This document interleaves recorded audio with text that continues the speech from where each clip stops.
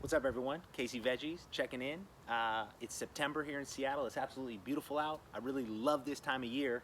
The summer garden is still in full swing. It's still producing bounty, and but there are some signs that the season's changing. You know, you got plants going to seed. You got plants no longer producing fruit.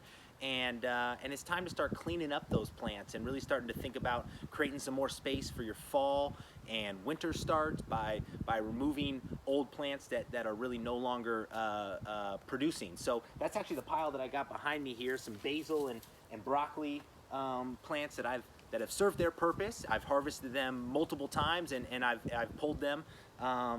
And what I'd like to do is get these into a compost bin. The problem is I got finished compost that's been in this bin behind me for about 3 months over the summer composting, and I got to harvest that first. So today I wanted to talk a little bit about composting. So composting is just a natural process. It is the natural decomposition of organic material. It's happening all around us, on the forest floor, in our garden soil. It's just organic material decomposing and breaking down. So when humans insert themselves into that process, what we're doing is we are creating the right set of, the right environment and the right conditions to accelerate that composting process. And those conditions are basically as follows. One, you want the right mix of material. You want a nice mix, even mix between green material and brown material. Green material is going to be high in nitrogen, and it's going to be things like lawn clippings or garden waste, plants that you pull from your garden, or food waste, although I'm not adding food waste to this bin.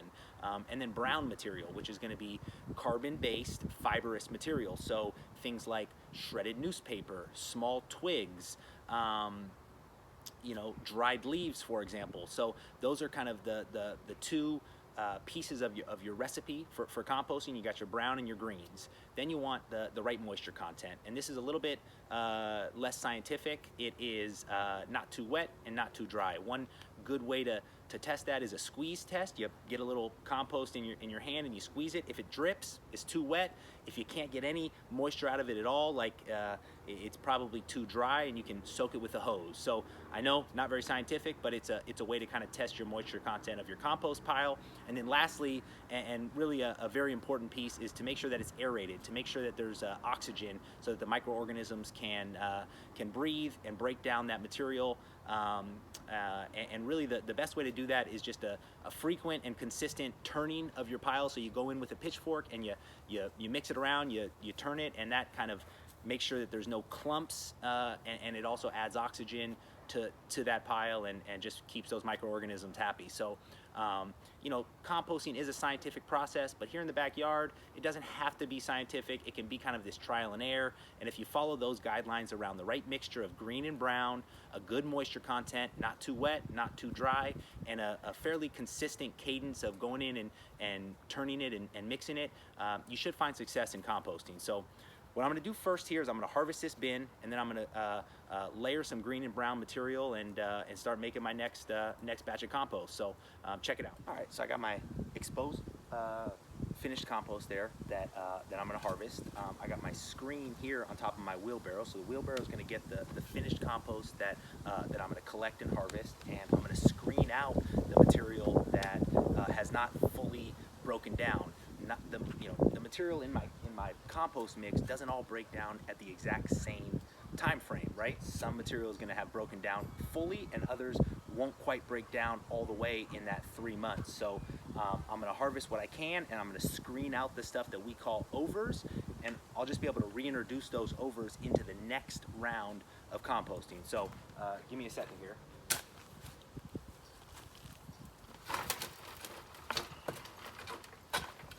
The fine finished compost is falling through this screen,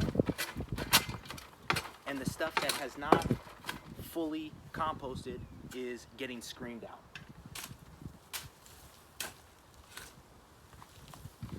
One more.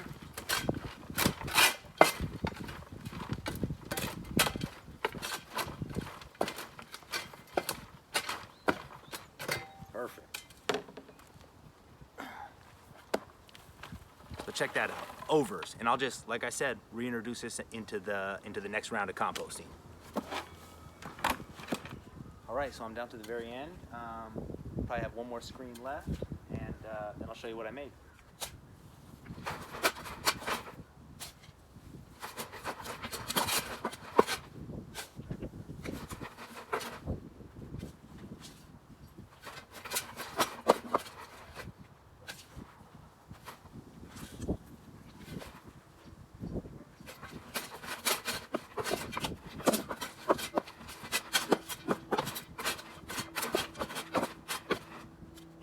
So I've got my finished compost, a wheelbarrow's worth plus 2 5-gallon buckets.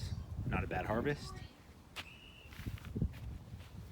My overs, brown material that I'll add back into my next round of composting. And pre-chopped green, nitrogen-rich garden waste that'll also go into this next round of composting. And an empty compost bin just waiting for that material. So I'm gonna build some layers of green material and brown material and start the composting process.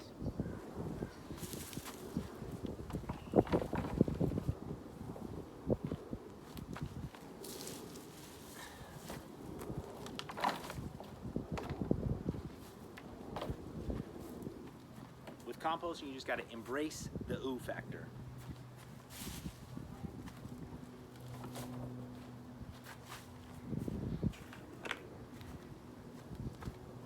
So there's a layer of green. I'm gonna add a layer of brown. I'm gonna add my second layer of green.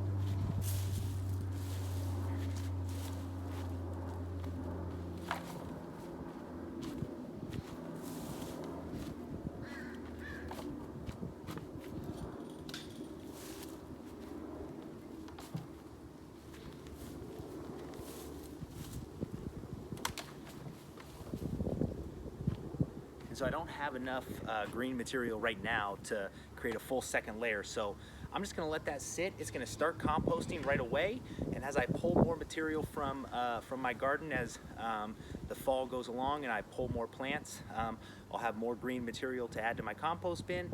I'll have my brown overs plus maybe some shredded newspaper and paper that I can also add, and just start building up this compost bin until it's full, and then I'll just let it compost all winter and hopefully have some more compost to add to this in the spring where I can apply it to my garden. So that's making compost. That's harvesting compost. So hope you enjoyed it. Thanks.